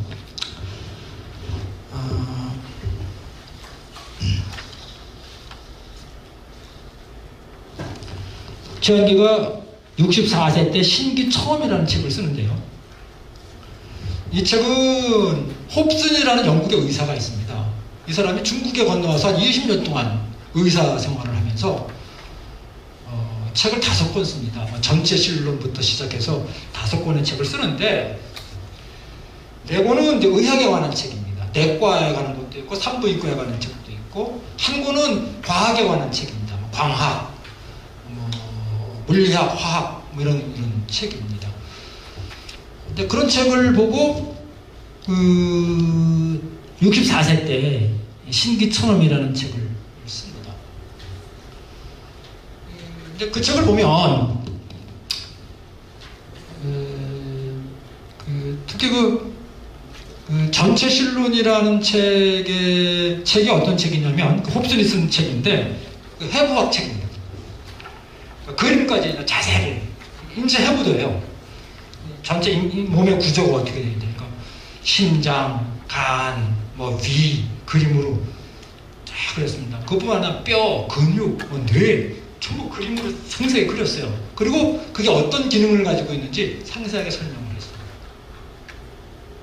그걸 읽고 신기천엄이라는 책을 쓰는 겁니다. 그러니까 일종의 편집서죠. 편집. 근데 편집할 때 최한기가 봤을 때 좀 허무맹랑을 뺍니다. 예를 들어서 신이 그 책에 보면 그렇게 나와요. 이 인간의 여러 장부들의 작용이라는 것은 결국 신의 조화에 의해서 이루어지는 것이다. 이렇게 나오는 겁니다. 그걸 다 지웁니다. 그걸 다 뺍니다. 신에 관한 얘기, 영혼에 관한 얘기 다 뺍니다. 그게 신의 어떤 조화로 이루어지는 것이 아니라 기의 작용으로 그렇게 돌아가는 거다. 그렇게 설명합니다. 자, 그러면서 이 얘기부터 먼저 해야 되는 거예요. 최한기가 그 책을 보고서 경악을 했던 것이 뭐냐면 그 전까지는 해부들을 본 적이 없잖아요. 그 해부들이라는 게 뭐 요즘 그 한의원에 가면 간단하게 나와 있는 그 정도예요. 실제하고 맞지도 않죠. 그런데 상시하단 말이죠.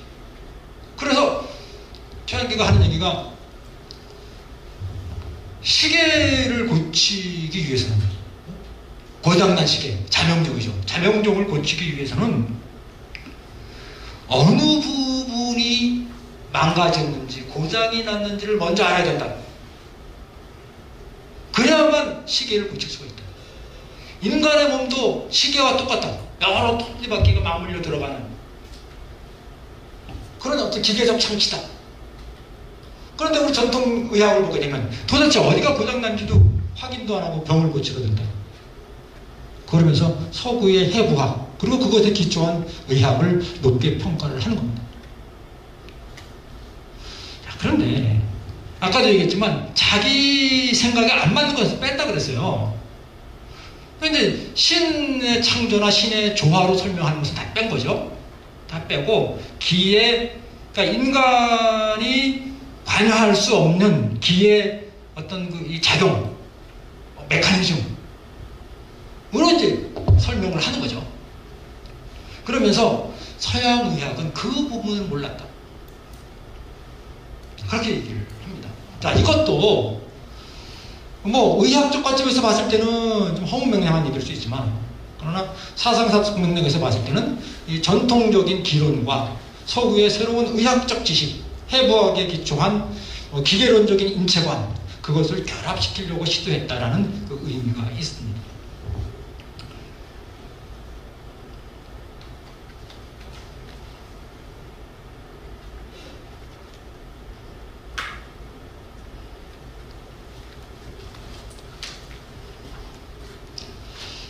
자, 이제 시간이 자꾸 이제 정리를 해야 되는데 결국 주자학적 학문하고 달라지는 게 뭐냐면 주자학은 마음을 학문의 중심으로 삼았는데 말해서 그것이 아니라 학문의 초점을 객관세계로 바꿔야 된다. 이런 주장을 하게 되고 결국 도로부터 기로의 전환. 중요한 거는 이 얘기를 그러니까 도라는 것은 우리가 어떻게 살 것인가에 대한 대답이죠. 우리가 어떻게 살아야 됩니까? 도덕적으로 살아야 되죠. 착하게 살아야 되죠. 이게 이제 주자학자들의 기본적인 관심사였던 겁니다. 도대체 인간답게 산다는 게 뭐냐? 그거죠. 그런데 그러다 보니까 문제가 발생합니다. 어떤 문제가 발생합니까? 먹고 사는 문제를 소홀히 했다라는 거예요. 어떻게 먹고 사느냐보다는 어떻게 도덕적으로 사느냐가 더 중요하다. 그게 인간답게 사는 길이다라고 퇴계도 얘기하고 주자도 얘기한다는 거예요. 그런데 조선 후기의 이 신학자들한테 가게 되면 에이 그게 아니다라는 거예요. 그 얘기를 해볼까요? 시간이 지금 40분이죠. 그럼 가겠습니다. 그래서 이런 물질적 사항이 중요하다라는 사고를 신학자들이 하게 되고 최한기도 그 연장선상에 있다 이렇게 말할 수가 있습니다. 성경으로부터 천경문의 전환은 뭐냐면 자 기존의 주자학자들은 성경 성인이 쓴 경전이죠. 기독교로 말하면 이제 그 성경이 되는 거고 유학자들의 성경은 뭐죠? 사서오경이죠. 이게 성인의 말씀이잖아요. 그게 진리의 기준입니다. 그런데 최한기는 이렇게 얘기해요.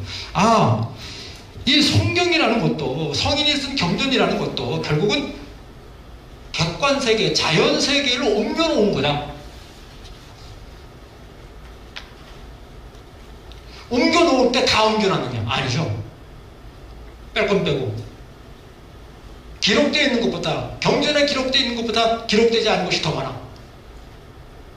그러니까 경전이 모든 것이 아니다라는 거죠. 뿐만 아니라 옮겨놓을 때 착오가 있을 수 있다는 거죠. 성인이라고 다 아는 게 아니다라는 거죠. 틀릴 수 있다. 따라서 진리의 기준이 경전이 되어야 되느냐 자연세계가 되어야 되느냐 자연세계가 되야 된다는 거죠. 그러니까 이걸 그 자연의 경전이라고 해서 천경 이렇게 얘기를 하는 겁니다. 자, 경험주의 인식론은 아까 얘기했으니까 빼도록 하겠습니다. 결국 맨 마지막으로 넘어갑니다. 대동의 세계 평화론. 결국 최한기는 여기 조민유화라는 말이 있어요. 조민유화. 그러니까 예를 들자면 부자 유친, 군신 유의, 이게 오륜 아닙니까? 부부 유별, 부모 유신. 거기에 플러스 이거예요. 조민유화. 조민. 전 세계 백성들이, 온 세상 사람들이 조화로워야 된다. 평화로워야 된다. 화해를 해야 된다. 이런 얘기를 합니다. 그러니까 최한기가 지향했던 것은 결국은 동양과 서양의 이 문화가 서로 교류하고 소통하고 전쟁 없이 갈등 없이 조화롭게 지내야 된다는 걸 지향을 합니다. 근데 이게 논리적으로 가능한 건 뭐냐면 서양이나 동양이나 기본적으로 뭘 기초로 하고 있습니까? 천지를 기초로 하고 있다. 그러니까 서양의 하늘이나 동양의 하늘이나 똑같은 하늘이고 서양의 땅이나 동양의 땅이나 똑같은 땅이다니. 물론 이제 지역적 특성이 있긴 하지만 근본적으로 같다. 그러니까 서양이 본 하늘이나 동양이 본 하늘이나 똑같다. 그러니까 그 속에서 도출되는 삶의 원리라는 것도 똑같다는 거죠. 그렇기 때문에 이런 화해가 가능하다라는 거. 그러니까 이런 거는 내가 여기서 동시대 때 일본하고 비교를 해보면 좀 다릅니다. 일본은 1868년에 메이지 유신이 단행이 되지 않습니까?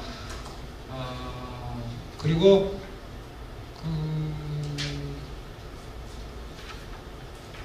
그 산업화, 근대화에 일정 정도 성공을 하죠. 아주 급속도로 성장을 하죠. 근데 그럴 수 있는 여러 가지 여건들이 있는데, 근데 결국 그런 와중에서 일본은 제국주의의 길을 가지 않습니까? 이건 이제 팽창적 근대화, 침략적 근대화 이렇게 얘기를 합니다. 그런데 이게 사실은 이제 근대화 이전에도 이미 그런 거 있어요. 임진왜란이라는 건 그런 거 아닙니까? 임진왜란이라는 것도 이게 뭐예요? 그러니까 우리 힘이 세니까 조선반도 치겠다, 명나라 치겠다 이거 아닙니까?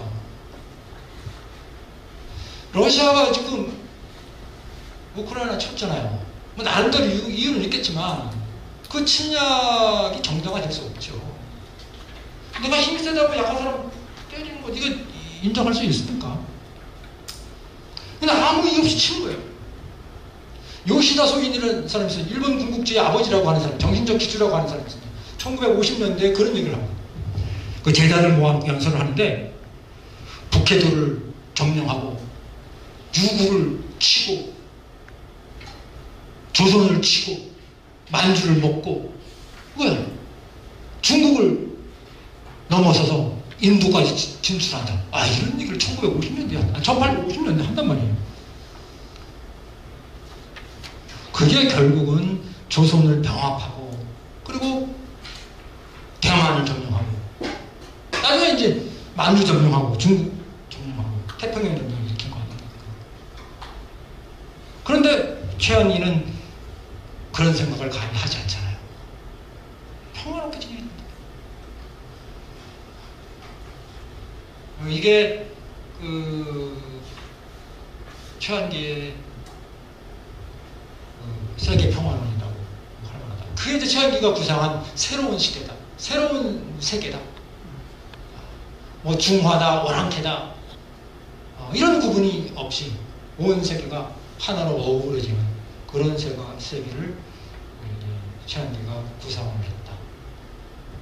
이렇게 믿음을 짓겠습니다. 간단하게 질문을 좀 받겠습니다.